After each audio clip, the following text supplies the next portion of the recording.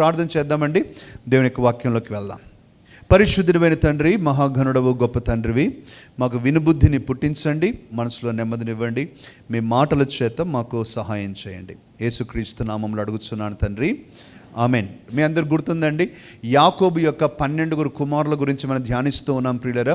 ఇంతవరకు మనం ధ్యానించాము ఎఫ్రాయిం గురించి, రూబెన్ గురించి, షిమ్యోను గురించి, లేవి గురించి, ఆ తర్వాత యూదా గురించి, దాను గురించి, నఫ్తాలి గురించి మనం చూసాం ప్రియులారా. ఈరోజు మరలా 2 కుమారులను ఈరోజు చూపిస్తాను. డొమెస్టిక్ ప్రాబ్లమ్స్ జరుగుతూ ఉన్నాయి యాకోబు ఇంట్లో.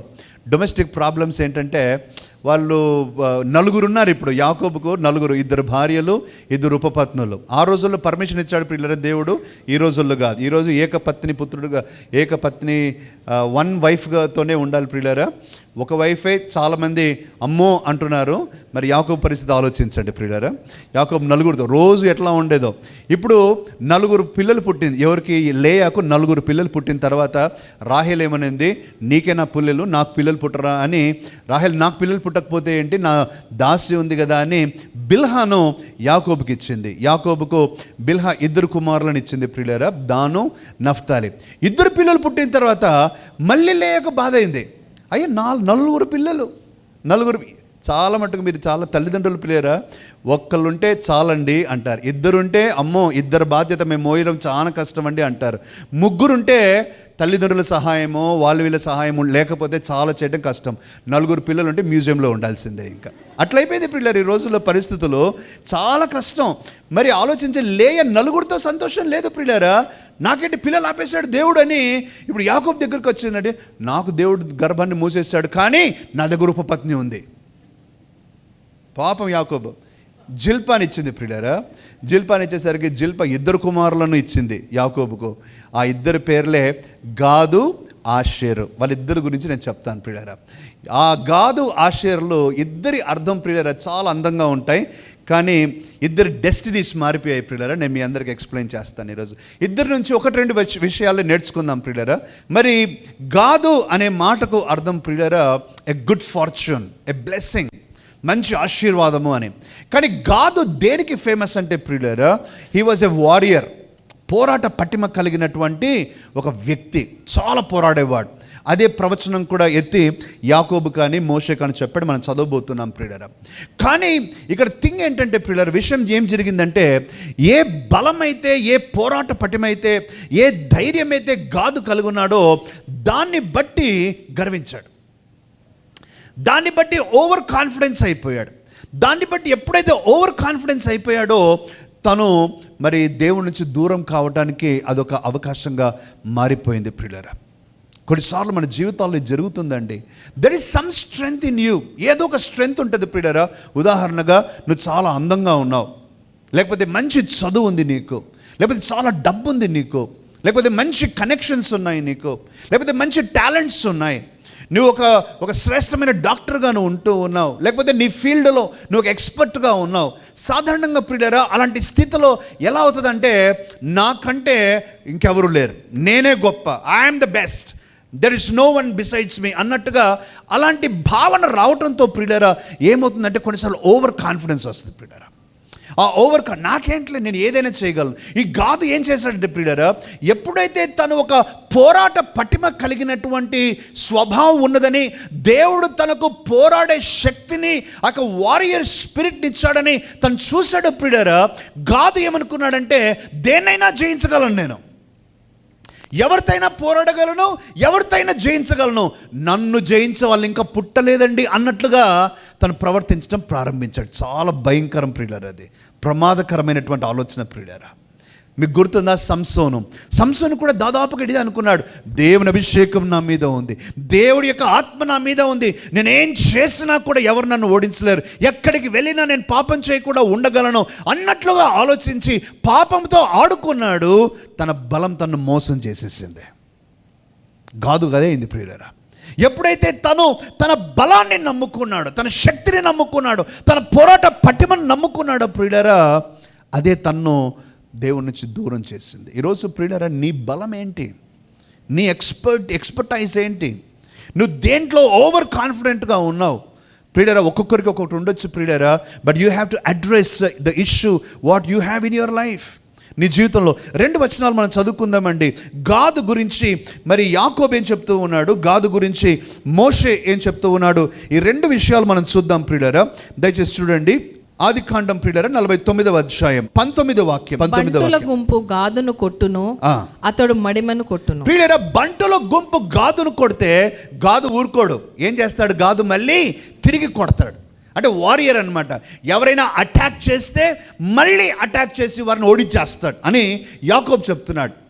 అయితే మోషే కూడా ఏం చెప్తున్నాడు చూద్దాం. ద్వితీయోపదేశ కాండము 33వ అధ్యాయం 20-21 వచనాలు చదువుదామండి. గాదును గూర్చి ఇట్లా నేను, అవును, గాదును విశాలపరచువాడు స్తుతింపబడును, అవును, అతడు ఆడు సింహము వలె పొంచి ఉండును, బాహువును నడినెత్తిని చీల్చివేయును, అతడు తన కొరకు మొదటి భాగము చూచుకొనెను, అక్కడ నాయకుని భాగము కాపాడబడెను, అతడు జనములోని ముఖ్యులతో కూడా వచ్చెను, యెహోవా తీర్చిన న్యాయమును జరిపెను. ప్రియులారా, గాదు గురించి ఎంత బ్యూటిఫుల్ బ్లెస్సింగ్స్ ఇస్తూ ఉన్నాడంటే, అతను ఒక సింహం మాదిరిగా ఉంటాడు. దేనికి భయపడ్డ అతను. హీ హాస్ దట్ స్పిరిట్, ఆ వారియర్ స్పిరిట్ అండి. ప్రియులారా, సింహము చూడటానికే సైజులో చిన్నది, కానీ సింహము దేనికి భయపడదు అనేది మనందరికీ తెలుసు ప్రియులారా. గాదు కూడా అంతే, ఎవరికి భయపడి గాదు ఎవరు వచ్చినా కూడా నిలవబడగలడు అనేసి మరి మోషే ఒక ప్రవచనం ఎత్తి చెప్పాడు ప్రియులారా. గాదు ఇప్పుడు ఏం చేయాలి? గాదు ఏం చేయాలి అని అంటే, దేవా నీవు నాకు ఇచ్చిన బలాన్ని బట్టి నన్ను నేను తగ్గించుకొని నీ మీద నేను ఆధారపడతాను అని చెప్పాల్సిన దానికి బదులుగా గాదు ఏమనుకున్నాడంటే, నాకు ఇష్టమైనట్టు నేను జీవిస్తాను, నాకు ఎంత బలం ఇచ్చాడు దేవుడు అనుకున్నాడు. He became over confident. ఇంకో మాటలో చెప్పాలంటే, his strength became his distraction. ఆయన బలమే అతన్ని దేవుడి నుంచి దూరం చేస్తూ ఉంది ప్రియులారా. 2 విషయాలు నేను ప్రస్తావిస్తానండి. ఏం జరిగింది? గాదు ఏం చేశాడంటే ప్రియులారా, మరి ఎప్పుడైతే కనాను దేశంలోనికి వస్తూ ఉన్నారో, గాదు, రూబేనీయులు, మనష్య అర్ధగోత్రం వీరందరూ కూడా యెహోషువ దగ్గరకు వచ్చి, గాదు ప్రత్యేకంగా గాదు గురించి అనుకుంటున్నాం కాబట్టి గాదు గురించి ప్రస్తావిద్దాం. గాదు ఏమన్నాడంటే, అయ్యా నేను కనాను దేశంలోకి ఎంటర్ కాను, కనాను దేశంలోకి రాకుండా నేను ఇదిగో ఇది కనాను దేశం అనుకుంటే దీన్ని ఈస్ట్ సైడ్ అంటాం, తూర్పు దిక్కున అంటాం, నేను తూర్పు దిక్కుననే ఇక్కడే సెటిల్ అయిపోతాను, నేను కనాను దేశంలో రావాల్సిన అవసరం లేదు, ఇక్కడ చాలా బాగుంది, ఇక్కడ ఫర్టైల్ ల్యాండ్ పుష్కలంగా ఉంది, నేను ఇక్కడ ఉండటానికి నాకు పర్మిషన్ ఇవ్వండి అని గాదు ప్రియులారా యెహోషువని అడిగాడు. ప్రియులారా, ఎప్పుడైతే యెహోషువని అడిగాడో యెహోషువ వారిని సముదాయించడానికి ప్రయత్నించాడు, కానీ వాళ్ళు ఆల్రెడీ డిసైడ్ అయిపోయారు. కాబట్టి యెహోషువ సహోదరులు సెటిల్ అయ్యేంత వరకు యుద్ధాలు మాత్రం చేయండి, ఆ తర్వాత వచ్చి మీరు ఉండొచ్చు అన్నారు. ప్రియులారా, గాదు ఇప్పుడు దేవుని యొక్క వాగ్దాన భూమిలో కాకుండా, నా మాట ఆలకించండి, ఇక్కడ ఎంటర్ అవుతే వాగ్దాన భూమి, ఎంటర్ కాక ముందే తనేమనుకున్నాడంటే, నా దగ్గర బలం ఉంది, నేను ఇక్కడ సెటిల్ అయిపోతాను, నేను ఏమైనా చేయగలను, నన్నెవరు తాకలేరు అని అనుకున్నాడు. ప్రియులారా, అదే తన యొక్క బలహీనత అయిపోయింది. ప్రియులారా, 2 చిన్న విషయాలు నేను చెప్తాను, ఒకటి మేజర్, ఒకటి మైనర్. ప్రియులారా, ఒకటి, where you settle down is important, it matters a lot. మీరు ఇల్లు కొనుక్కోవాలనుకుంటున్నారా, ఎక్కడ కొనుక్కుంటారని కూడా ఇంపార్టెంట్ ప్రియులారా. నేను చెప్తూ ఉన్నాను, ఎక్కడ పడితే అక్కడ కొనుక్కోకూడదు. మీరు తాగుబోతులు ఉండే వీధిలో మీరు ఇల్లు కొనుక్కుంటే ఆ ప్రభావం మీ మీద, మీ పిల్లల మీద తప్పనిసరిగా పడుతుంది. ఒక దేవాలయం ఉండి అక్కడ ఎప్పుడు ఉదయము రాత్రి మంత్రోచ్చారణ జరుగుతూ ఉన్న ఆ ప్రదేశాల్లో మీరు ఇల్లు కొనుక్కుంటే ఆ ప్రభావం మీ ఇంటి మీద పడుతుంది. నా మాట ఆలోకిస్తున్నారు ప్రియులారా. ఒక మంచి కల్చర్ ఉన్న స్థితిలో, ఒక స్థలంలో కానీ నీ పిల్లలు ఒక మంచి ఎదుగుదల, చుట్టూ ఒక మంచి వాతావరణం ఉన్న స్థితి ఉన్నది అని మీరు అలాంటి పరిస్థితుల్లో ప్రియులారా, దేవుడికి దూరం కాకుండా ఒక చక్కటి వాతావరణం ఇక్కడ ఉన్నది అని ఆలోచించుకున్న ప్లేస్లోనే మనం సెటిల్ కావాలి ప్రియులారా. అన్నమాట ఆలోచిస్తూ ఉన్నారా? కానీ గాదు ఏమనుకున్నాడంటే, నాకేంటండి, నాకు బలం ఉంది, నాకేంటండి, నన్ను ఎవరు ఓడించలేరు, నాకేంటండి, నేను అన్నీ జయించగలను అనుకున్నాడు ప్రియులారా. ఏం జరిగిందో నేను చెప్తున్నాను ప్రియులారా. మరి ఇజ్రాయిల్ అందరూ కూడా ప్రియులారా బానిసత్వంలోకి వెళ్ళారు, కానీ ఫస్ట్గా ఎవరు వెళ్ళారు అని అంటే ఈ గాదీలు వెళ్ళారు. ఎందుకు చెప్పమంటారా? ఇది వాగ్దాన దేశం ప్రియులారా, కానీ వాగ్దాన దేశంలో ఉండకుండా బయట ఉన్నాడు. When he was out side, he was expose to these people. ఇక్కడ ఉన్న వారందరు శత్రువులు ప్రియులారా, అశ్షూర్యులందరికీ ఎక్స్పోజ్ అయిపోయాడు. వారందరూ కూడా చూశారు ఎప్పుడు రైట్ టైం. అంతవరకు గాదేమనుకుంటున్నాడు, నేను బలవంతుడు, నన్ను ఎవరేం చేయలేరు. ఒక రైట్ టైం చూశారు, అటాక్ చేశారు, గాదు ఓడిపోయాడు. ప్రియ సహోదరుడా, సహోదరి, రెండో విషయం నేను చెప్తూ ఉన్నాను. మందలో ఉంటేనే నీకు క్షేమం, మంద నుంచి దూరంగా ఉంటే నీకు అపాయం. నేను కొంతమందిని ఎరుగుదును ప్రియులారా, వాళ్ళు అంటారు, చర్చికి ఎందుకు రావాలండి, నేను చాలా భక్తిపరుణ్ణి, దేవుడు నాతో మాట్లాడతాడు, నేను ప్రార్థన చేస్తేనా? ఏమవుద్ది ప్రార్థన చేస్తే? పరలోకమే కదిలిపోద్ది. అమ్మో, అంత పవర్ఫుల్ మీరు. కానీ చర్చికి రావాలి. నా మాట ఆలోచిస్తున్నారా? నువ్వు ప్రార్థన చేస్తే పరలోకం కదిలినా, భూమి కదిలినా, దేవుడు ఏం చెప్పాడంటే మందలో ఉండండి. మీరు మందలో ఉండకుండా అటు పెరిఫరీస్ ప్రియులరా, ఆ పెరిఫరీస్లో వెళ్తూ ఉంటే చుట్టూ తిరుగుతూ ఉంటే అపవాది నిన్ను సింహం మాదిరి చూస్తూ ఉంటాడు. అన్ని సమయాలు నీవి కావు. నా మాట వినండి ప్రియులరా, అన్ని సమయాలు నీవి కాదు. ఎక్కడో ఒక చోటు ఒక్క బలహీనత దొరికినా పట్టేస్తాడు సాతాను నిన్న. నేను ఇది జరిగిన సంఘటన ఒకటి విన్నాను ప్రియులారా, మీకు తెలియటానికి నేను చెప్తాను. ఒక ధనవంతుడైన షేక్ ప్రియులారా దేవుణ్ణి నమ్ముకున్నాడు. ధనవంతులు అంటే ఎట్లా ఉంటారు మీకు తెలుసుగా. ధనవంతుడైన షేక్ ఒకసారి క్యారవాన్స్లో వెళ్తూ ఉంటారు వాళ్ళు. ఆ క్యారవాన్స్లో వెళ్తూ ఉన్నప్పుడు ప్రియులారా ఒక దొంగల ముఠా ప్రియులారా ఈ షేక్ని ఎట్లయినా దొంగిలించాలా, ఆయనకున్న సంపదంతా తీసుకోవాలని ఆ క్యారవాన్స్లో వెళ్తూ ఉన్నటువంటి షేక్ను వెంబడించి పోతా ఉన్నారు ప్రియులారా. మరి ఎంతో ప్రయత్నిస్తున్నారు కానీ వారు దొంగతనం చేయలేకపోతా ఉన్నారు. కానీ ఒక్కరోజు మాత్రం వారికి అవకాశం దొరికింది. వారు ఆ షేక్ వాడు గుడారాలు వేసుకుంటారుగా, క్యారవాన్స్లో పోతున్నప్పుడు ఎడారులలో గుడారాలు వేసుకుంటారు రాత్రుల పూట పడుకోవటానికి. ఆ గుడారంలోకి వెళ్ళి అంత సంపద చేసుకొని వారు వెళ్ళిపోయే సమయంలో వాళ్ళు దొంగలు చూడండి, అరే ఇన్ని రోజులు మేము చేయలేకపోయాం, ఈరోజు ఎందుకు చేయగలిగామని షేక్ గారిని లేపారు. లేపి, అయ్యా మేము దొంగతనం చేయడానికి వచ్చాము, కానీ మాకు ప్రశ్న ఉందండి, మాకు తెలియట్లా అని వారు ప్రశ్న అడిగారు. పిల్లలు చెప్తున్నాను వినండి. వాళ్ళు అడిగింది ఏంటంటే, మేము చాలా రోజుల నుంచి మిమ్మల్ని వెంబడించాము, కానీ మీ దగ్గర దొంగతనం చేయాలని ఎన్నిసార్లు ప్రయత్నించినా ఒక కవచము మాకు అడ్డుగా వచ్చింది. మేము మిమ్మల్ని దొంగతనం చేయలేకపోయామండి, కానీ ఈరోజు ఎందుకో మాకు అవకాశం వచ్చిందని మేము చూసాము, లోపలికి వచ్చాము. లోపలికి వస్తేనే మాకు ఈ యొక్క సంపద అంతా దొరికింది. మరి ఇన్ని రోజులు ఉన్న కవచం ఏంటి, ఈరోజు కవచం లేకపోవటం ఏంటి అని వారు అడిగారు ప్రియులారా. అడిగితేనే షేక్ గారు, ఆ యొక్క ధనవంతుడైనటువంటి వ్యక్తి తను గుర్తించాడు ఏంటంటే, ఆ రోజు తాను ఒక పాపము చేశాడు. ఆ దినము తను పాపము చేసినప్పుడు ఆ యొక్క కవచంలో ఏమైంది, ఒక బీటలు వారి అపవాది రావటానికి ఒక అవకాశం వచ్చేసింది. ప్రియులరా, నా మాటలు ఆలోచిస్తున్నారా? మన చుట్టూ ప్రియులరా సంఘం ఒక కవచం ప్రియులరా, సంఘములో ఉండటం క్షేమం ప్రియులరా. అందుకనే పర్మనెంట్ విజిటర్స్గా ఉండబాకండి. రేమా చర్చ్లో పర్మనెంట్ విజిటర్స్గా ఉండబాకండి. మీరు స్థాపించబడాలి, ఇక్కడ నాటబడాలి ప్రియులరా. మంద నుంచి దూరంగా ఉంటే ఇదిగో నీ చుట్టూ ఉన్న వలయంలో ఒక శత్రువు ప్రవేశించడానికి అవకాశం వస్తుంది. నువ్వు దూరంగా ఉండకూడదు. గాదు అనుకున్నాడు, నా బలము నాకు సహాయం చేస్తుంది అనుకున్నాడు, ఆ సహాయం చేయలేదు ప్రియులారా. నువ్వు దేన్ని నమ్ముకున్నావో అది నిన్ను మోసం చేస్తుంది. నువ్వు దేవుని మీద మాత్రమే ఆధారపడాలని గుర్తు చేస్తున్నాను. రెండవది ప్రియులారా, ఆషేరు దగ్గరకు వస్తాం ప్రియులారా.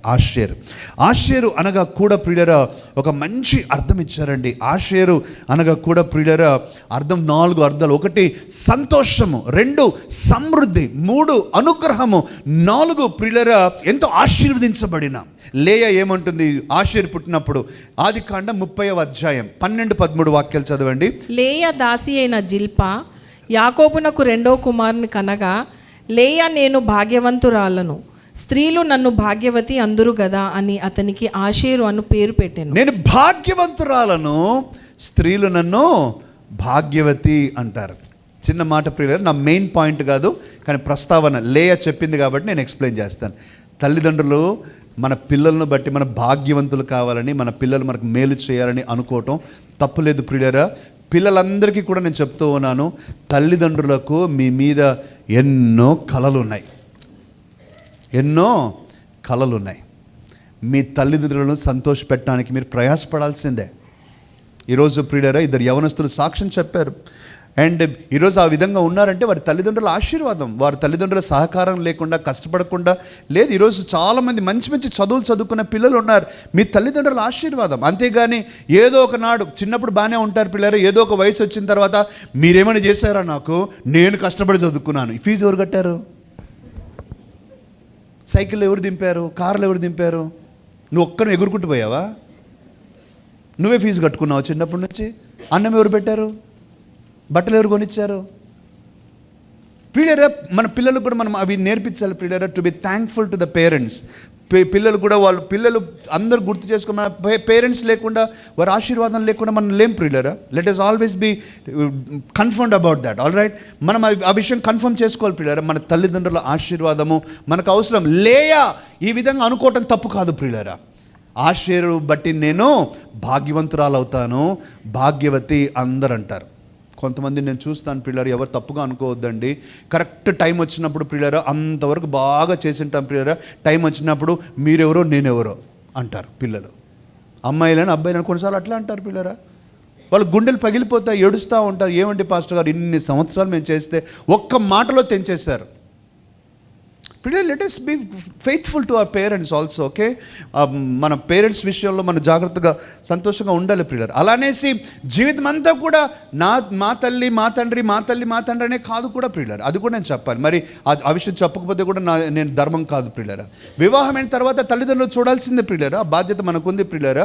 అలానేసి you have a spouse also. నీకు భార్య ఉంది, నీకు భర్త ఉంది, వారిని కూడా చూసుకోవాల్సిన బాధ్యత, వారు కూడా సంతోషంగా ఉండేట్టుగా చేయాల్సిన బాధ్యత మనందరి మీద ఉంది ప్రియులారా.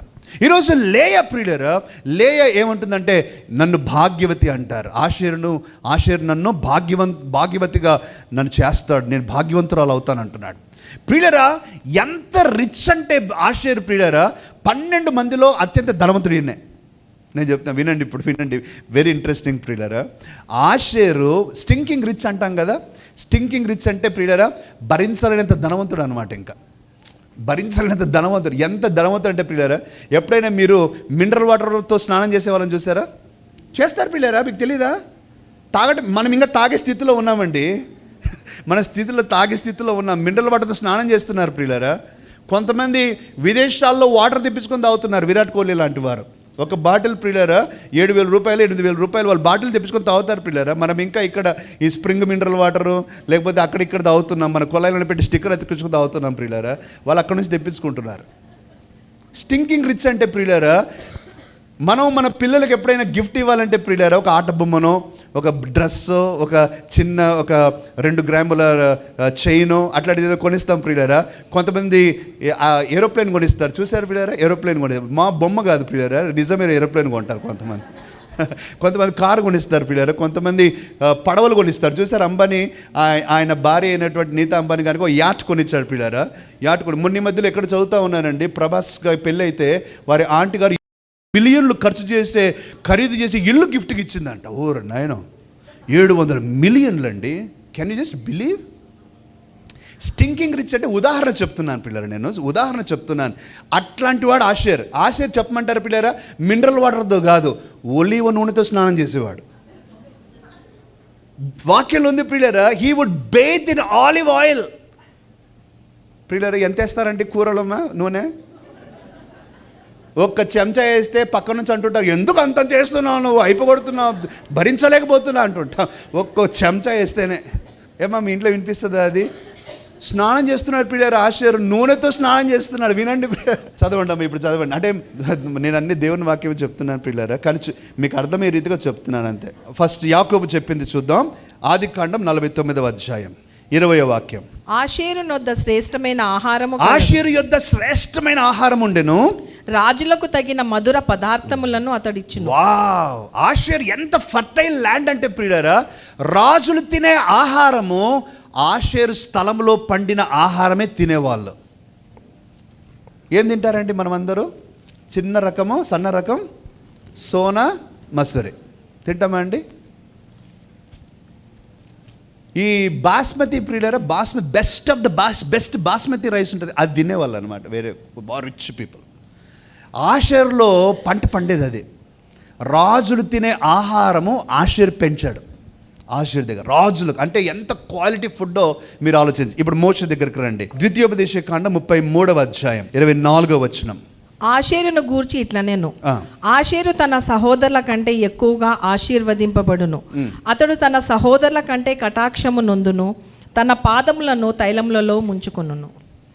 ఆషేరు అందరి సహోదరుల కంటే రిచ్ వాడు ప్రియులారా, రిచ్ వాడు ప్రియులారా. ఇప్పుడు మీరు ఆలోచించాలి, ధనం పెరిగితే ఏం పెరుగుతుందండి? అందరికి తెలుసు, ధనం పెరిగితే యాటిట్యూడ్ వస్తుంది ప్రియులారా. యాటిట్యూడ్ వచ్చింది ఆషేరుకు. ఆషేరుకున్న యాటిట్యూడ్ ఏంటంటే, డబ్బుతో నేనేమేం చేస్తా, నాకు కష్టం వచ్చిందా 4 డబ్బులు పడేస్తా, నాకు అనారోగ్యం వచ్చిందా 4 డబ్బులు పడేస్తా, నాకేమైనా కష్టం వచ్చిందా డబ్బులు ఉన్నాయి నా దగ్గర, నూనెలోనే స్నానం చేస్తున్నా నేను, నాకేంటి తక్కువ. ప్రియులరా, ఆ స్థితి ఏమైందో నాకు చెప్తున్నాను ప్రియులరా.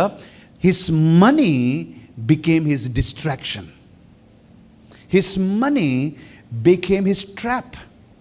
అతడు దేని చేతైతే దీవించబడ్డాడో అదే తనకిప్పుడు ఒక పన్నాగంగా అయిపోయింది, అదే ఒక ఒక ఒక ట్రాప్గా అయిపోయింది ప్రియులారా, ఒక ట్రాప్గా అయిపోయింది. ఆయన డబ్బు మీద ఆధారపడ్డాడు, దాని ద్వారా రాంగ్ డెసిషన్స్ చేశాడు ప్రియులారా. రాంగ్ డెసిషన్ ఏం చేశాడు నేను చెప్తున్నాను ప్రియులారా. ఏం చేశాడంటే ఆషేరు, నేను ఎక్కడైనా సెటిల్ కావచ్చు అని అనుకున్నాడు. యెహోషువ ఒక స్థలం ఇచ్చాడు ప్రియులారా. కానీ ఆషేరు చేసిన పని ఏంటంటే శత్రువులను వెలగొట్టలేదు. యెహోషువ ఏం చెప్పాడంటే, దేవుడు ఇచ్చిన వాగ్దానం ఏంటంటే, నేను మీకు వాగ్దాన భూమిని ఇస్తూ ఉన్నాను, కానీ మీరు శత్రువులను వెళ్ళగొట్టాలి, మీరు స్వాధీనపరచుకోవాలంటే యుద్ధము చేసి శత్రువులను వెళ్ళగొట్టి దాన్ని స్వాధీనపరచుకోవాలి అని దేవుడు చెప్పాడు ప్రియులారా. కానీ ఆషేరు వినలా. ఆషేరు ఏమనుకున్నాడంటే, ఏముందండి, వాళ్ళేముంది, డబ్బు ఉందండి నా దగ్గర, నా డబ్బుతో నేను ఏమైనా చేస్తాను, వాళ్ళేం చేస్తారు, 4 డబ్బులు పడేస్తే వాళ్ళు నా మాట వింటారు, 4 డబ్బులు పడేస్తే వాళ్ళు ఏమి చేయలేరు అన్నట్లుగా. ఇప్పుడు ఏం నా మాట జాగ్రత్తగా రండి ప్రియులారా. He mixed with the enemy. శత్రువులతో కలిసిపోయాడు, శత్రువులతో కలిసి జీవించడం ప్రారంభించాడు. శత్రువులకు తమ కుమార్తెలనిచ్చి వివాహములకు ఇచ్చాడు, వారి కుమార్తెలను వివాహం చేసుకోవటం ప్రారంభించాడు. తద్వారా ప్రియులరా ఒక మిశ్రిత జనముగా ఒక మిక్స్డ్ ట్రైబ్గా ఆషేరైపోయాడు ప్రియులరా. దేవునికి నచ్చలా. ఆషేరుకు ఉన్నటువంటి బలము, ఆషేరుకి యాటిట్యూడ్ దేని నుంచి వచ్చిందంటే డబ్బు గురించి ప్రియులరా. డబ్బు ప్రియులరా, మంచి డబ్బు చెడ్డ డబ్బు అని లేదండి. Money is neutral. కానీ అది మంచి డబ్బు చెడ్డ డబ్బు ఎలా అవుతుందో నేను చెప్తాను ప్రియులరా. మంచి డబ్బు చెడ్డ డబ్బు ఎలా అవుతుందంటే ప్రియులరా, by the source of your income and by the way you spend. నీ సోర్స్ ఆఫ్ ఇన్కమ్ ఏంటి? నీ కష్టార్జితం అయితే అది మంచి డబ్బు. నువ్వు చెమటోడ్చి కష్టపడి ఒళ్ళొంచి నువ్వు డబ్బు అది మంచి డబ్బు, అది నీకు ఉపయోగపడుతుంది. కానీ దొడ్డిదారిలో తప్పులు చేసి అక్రమంగా అవినీతిగా మోసం చేసి నువ్వు అది చెడ్డ డబ్బు, అది దేవునికి మహిమకరం కాదు. అలాగే ప్రియులర్ సోర్స్ ఆఫ్ ఇన్కమ్ అది. రెండవది ప్రియులర్ ద వే యూ స్పెండ్. నువ్వు డబ్బును ఏ విధంగా ఖర్చు పెడుతూ ఉన్నావు, నీ పాపము కొరకు, నీ జల్సాల కొరకు, నీ విలాసాల కొరకు, దుర్వ్యసనాల కొరకు, ఈ విధంగా నీ శరీర వాంఛలు తీర్చుకోవటానికి నువ్వు డబ్బును ఖర్చు పెడితే అది రాంగ్ ప్రియులర్, అది bad money. That's a bad money. జూదం కొరకు, బెట్టింగ్ కొరకు, bad money. But you have to use it in a proper way. ప్రియులరా, మనం అందరం కూడా ఈరోజు దేవుని బిడ్డలుగా, మీ కాపరిగా ప్రియులరా, నేను మీకు చెప్పాల్సిన విషయం ఇదే. డబ్బు విషయంలో ప్రియులరా, దేవుడు నిన్ను నన్ను మనలందరినీ పరీక్షిస్తాడు ప్రియులరా. There is nobody exempted.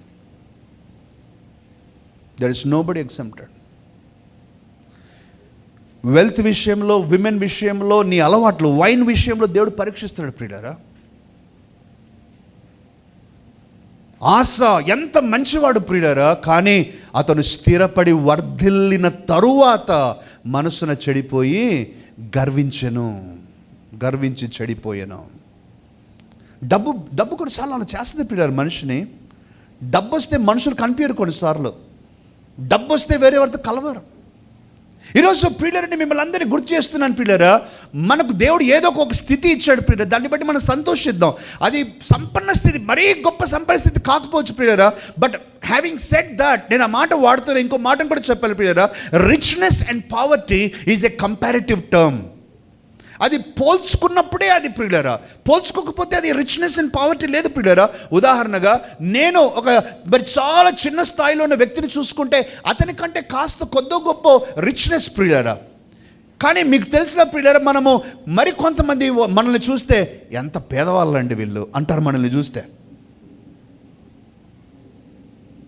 Richness and poverty is a comparative term. అందుకనే ప్రియులారా, పౌలు రిచ్నెస్ అండ్ పావర్టీ గురించి ప్రస్తావిస్తూ తను చెప్పిన మాట ఏంటంటే, contentment is great, contentment with godliness is great gain. సంతుష్టి సహితమైన దైవభక్తి చాలా లాభదాయకం అని చెప్పాడు. అందుకని దైవభక్తి సంతుష్టిగా ఉండాలి ప్రియులారా. నీకు పచ్చడనం ఉందా, హ్యాపీగా తిను, నెయ్యి వేసుకొని తిను. పచ్చడనం లేదా, బిర్యానీ కొరకు ప్రాకులాడొద్దు. నా మాట వింటున్నారు ప్రియులారా? నీకు అద్దె ఇంట్లోనే ఉంటున్నావా, ఇట్స్ ఓకే, నో ప్రాబ్లం. కారుతా ఉందా, it's okay, no problem. Complaining చేయొద్దు, ప్రతిసారి సనగవద్దు, గొణగవద్దు. ఉన్న స్థితిలో హ్యాపీగా ఉండు, దేవుడు ఇస్తాడు, నీకు సమయం వచ్చినప్పుడు ఇస్తాడు. నీకు ఇల్లే లేదా, ఇట్స్ ఓకే, నో ప్రాబ్లం. నడుచుకుంటూనే వెళ్తున్నావా, ఇట్స్ ఓకే, నో ప్రాబ్లం. ఆటోలోనే వెళ్తూ ఉన్నావా, చిన్న చూపేం కాదు. ఎవరు చిన్న చూపుగా భావించాల్సిన అవసరం లేదు ప్రియులారా. మన స్థితి మనకు తెలుసండి. వేరే వారి కొరకు ఎందుకు జీవించాలి? నేను ఆటోలో వెళ్తే అందరూ చూస్తారు, ఏం చూస్తే ఏమవుతుంది, ఏమైనా అవుతుందా? వాళ్ళేం నీ కడుపు ఆకలి తీరుస్తారా, నీ కష్టాలు తీరుస్తారా? ఏమవ్వదు ప్రియులారా. కొన్నిసార్లు ఆటోల దగ్గర ఎవరైనా బేరం ఆడితే, ఏంటి ఆటోల దగ్గర బేరం ఆడతారు అంటే ఏమవుతుంది ప్రియులారా? తప్పేం కాదు ప్రియులారా. అన్నమాట ఆలోచిస్తున్నారు ప్రియులారా. లెట్ us have contentment ప్రియులారా. Let us not be proud that we are rich people. ఈరోజు ప్రియులారా, డబ్బు గురించి నేను జ్ఞాపకం చేస్తున్నాను ప్రియులారా. దేవుడు నీ చేతిలోనికి డబ్బు ఇచ్చినప్పుడు నువ్వు విశ్వాసంగా ఉన్నావా లేదా? దేవునికి ఇచ్చేది ఇస్తూ ఉన్నావా లేదా? నువ్వు దయతో నీ ఇంట్లో పనిచేసేవారు కానీ పేదవాళ్ళు కనిపించినప్పుడు కానీ సహాయం చేయడానికి నీ చేయిని నువ్వు తెరుస్తూ ఉన్నావా లేదా? ఒక పట్టెడు అన్నం పెట్టండి ప్రియులారా, తప్పేం కాదు. మనం ఒక వస్త్రం ఇవ్వండి ప్రియులారా. మన ఇంట్లో చేసే వాళ్ళకి కానీ పక్కన్న వారికి let kindness rule our life ప్రియులారా. దయతో ఉన్నవారికి ఏది కొద ఉండదు ప్రియులారా. దేవుడు నాకు నేర్పించిన విషయం ప్రియులారా, నీళ్లు పోయేవానికి నీళ్లు పోయబడును. నీ మంచితనం ఎప్పటికైనా నీకు ఉంటుంది ప్రియులారా. వాళ్ళు కృతజ్ఞతగా ఉండకపోవచ్చు, నువ్వు సహాయం చేసిన వారు మర్చిపోవచ్చు, నీకు సహాయం చేసిన వారు థ్యాంక్స్ చెప్పకపోవచ్చు, నీ సహాయం పొందుకున్న వారు కృతజ్ఞత స్వభావం ఉండకపోవచ్చు. It's okay. What does it change? అది వాళ్ళ స్వభావం, నా స్వభావం కాదు. నా స్వభావం ఏంటి? మన స్వభావం ఎలా ఉంటుంది? Let us be kind people. Let us be kind people. ప్రియులారా, ఆషేరు మనస్సును గర్వించాడు ప్రియులారా డబ్బును బట్టి. ఈరోజు ప్రియ సహోదరుడ సహోదరి, నీకు కొద్ది గొప్ప ఒక మంచి స్థితిలో నువ్వు ఉన్నావు. వాస్తవానికి చెప్పాలంటే ప్రియులారా, నీకు ఒక ఇల్లు, ఒక కారు, ఒక ఉద్యోగము, నీకు కొంచెం ఒక స్థితి ఉందంటే ప్రియులారా, ప్రపంచంలోనే టాప్ 7%లో నువ్వు ఉన్నావు. ప్రపంచంలో టాప్ 7%లో 100 మందిలో 7 మందిలో టాప్ 7 పీపుల్లో నువ్వు ఉన్నావంటే నువ్వు ఆలోచించు. ఎంతోమంది ఆకలి చావులండి. మొన్న మధ్యలో ప్రియులారా, ఈ ఘాట్ రోడ్లో వెళ్తూ ఉంటే ప్రియులారా, ఏమైనా ఇస్తారా అని పిల్లలు వెంటబడతా ఉన్నారండి. ఘాట్ రోడ్లో వెళ్తూ ఉంటే అక్కడ ఉన్నటువంటి ట్రైబల్ పీపుల్ ప్రియులారా, ఎంత బాధ అవుద్దండి కొన్నిసార్లు. అన్నం కొరకు ప్రియులారా ఇంకా ఎదురు చూస్తూ ఉన్నారండి. నీకు దేవుడు ఎంత సమృద్ధినిచ్చాడు, దానికి తృప్తి లేదు. కనీసం 3 పూటల ఆహారం నీకు ఖచ్చితంగా గ్యారంటీగా ఉంది కదా. ఎవరికైనా మనలో నాకు నెక్స్ట్ పూటకు ఆహారం ఉందా లేదా అని ఎవరైనా ఉన్నామా ప్రియులారా ఇక్కడ? కనీసం నీ ఇంట్లో అన్నం ప్యాకెట్ ఉంది కదా, బియ్యం ప్యాకెట్ ఉంది కదా. ఈరోజు ప్రియులారా, ఆషేరు గర్వించాడు ప్రియులారా, నూనెతో నేను స్నానం చేస్తున్నాను. ప్రియ సహోదరుడా సహోదరి, డబ్బు శాశ్వతం కాదండి. దయచేసి నా మాట ఆలకించండి. డబ్బు శాశ్వతం కాదు ప్రియులారా. డబ్బు నీ దగ్గర ఉంటే నువ్వు సంతోషంగా ఉండు, తగ్గించుకుని దేవుని మీద ఆధారపడు. కానీ డబ్బు నా దగ్గర ఉంది కదా అని ఎగిరెగిరి పడకూడదు ప్రియులారా. డబ్బు ప్రియులారా, డబ్బు విషయం దేవుడు నేను పరీక్షిస్తున్నాడు. దేవునికి ఇచ్చే విషయంలో నమ్మకంగా ఉన్నావా? నీ దశమ భాగాలు ఇస్తున్నావా? కానుకలు ఇస్తూ ఉన్నావా? ప్రియ, ఎవరు అడగకపోవచ్చు, నువ్వు ఇవ్వకపోయినా కూడా ఎవరు వచ్చి ఎందుకు బ్రదర్ మీరు దశమ భాగం ఇవ్వట్లేదు, అది నీకు దేవునికి సంబంధించింది. చాలామంది అనుకుంటారు, నేను ఇవ్వకపోయినా ఏమి కావట్లేదు కదా, ఇవ్వకపోయినా నాకు అన్నీ మంచిగానే జరిగిపోతున్నాయి కదా, ఇవ్వకపోయినా నేను అనారోగ్యం పాలేం కావట్లేదు కదా, ఇవ్వకపోయినా మా పిల్లలు బాగానే ఉన్నారు కదా, ఇవ్వకపోయినా నాకు ఏమి కష్టమేం రావట్లేదు కదా, ఇవ్వకపోయినా నేను సమృద్ధిగానే ఉన్నాను కదా. Yes you are. ఇప్పుడున్నావు, కానీ లైఫ్ అంతా నీది కాదు. జాగ్రత్తగా ఉందాం ప్రియులారా, మనం జాగ్రత్తగా ఉందాం, దేవుని విషయంలో నమ్మకంగా ఉందాం. నమ్మకమైన వానికి మెండైన దీవెనలు కలుగును. ఆమేన్. మెండైన దీవెనలు, ఆ దీవెనలు కావాలి. ఆషేరు ప్రియులారా తన డబ్బు మీద ఆధారపడ్డాడు. ఇద్దరు గురించి చెప్పాను.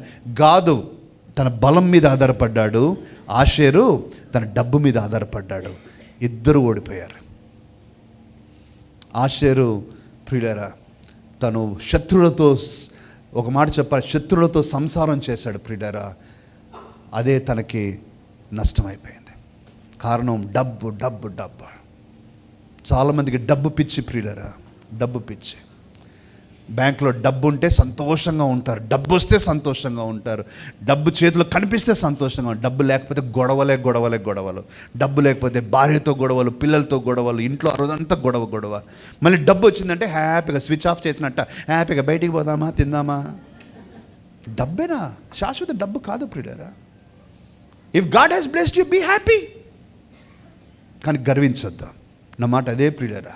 నీకు 2 కార్లు ఇచ్చాడు, 3 కార్లు ఇచ్చాడు, 2 ఇళ్ళు ఇచ్చాడు, 3 ఇళ్ళు ఇచ్చాడు, 10 ఎకరాలు ఇచ్చాడు, 20 ఎకరాలు ఇచ్చాడు, పెద్ద బిజినెస్ ఇచ్చాడు. హ్యాపీగా ఉండండి, తగ్గింపుతో ఉందాం, దేవుని మహింపరుస్తాం. యంగ్స్టర్స్ని అందరికి చెప్తున్నాను, youngsters be faithful in your finances. ఈరోజు మీకు జాబ్ లేకపోవచ్చు, but one day you will get your job వచ్చినప్పుడు వెంటనే మీకు 15,000 కావచ్చు, 20,000 కావచ్చు, 40,000 కావచ్చు, ₹1,00,000 జీతం కావచ్చు. I know youngsters who are living with 2 crore package. 2 కోట్ల ప్యాకేజ్ అండి సంవత్సరానికి. 2 కోట్లు ప్రియులారా.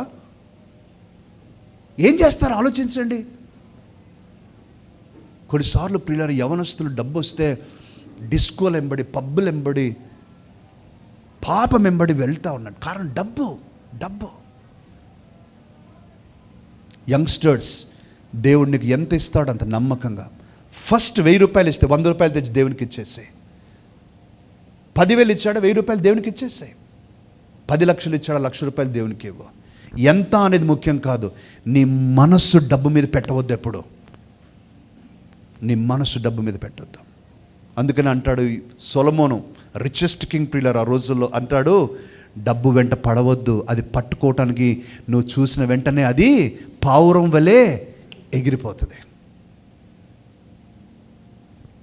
ఈరోజు 2 పాఠాలు ప్రియులారా. గాదు తన బలం మీద ఆధారపడ్డాడు, ఆషేరు తన డబ్బు మీద ఆధారపడ్డాడు. ఇద్దరు నష్టపోయారు. ప్రార్థన చేద్దాం, ప్రభువుని అడుగుదాం. ప్రభువా, మా జీవితంలో ఎప్పుడూ కూడా నా బలము మీద కానీ, నా టాలెంట్స్ మీద కానీ, నా డబ్బు మీద కానీ ఆధారపడకుండా సహాయం చేయండి. నమ్మకంగా ఉండే కృపను దయచేయమని ప్రార్థన చేద్దాం. మహాగణుడా, గొప్ప దేవా, తండ్రి, చెప్తూ ఉన్న నేనైనా, వింటూ ఉన్న మేమందరమైనా మీ సహాయం కోరుతూ ఉన్నాం తండ్రి.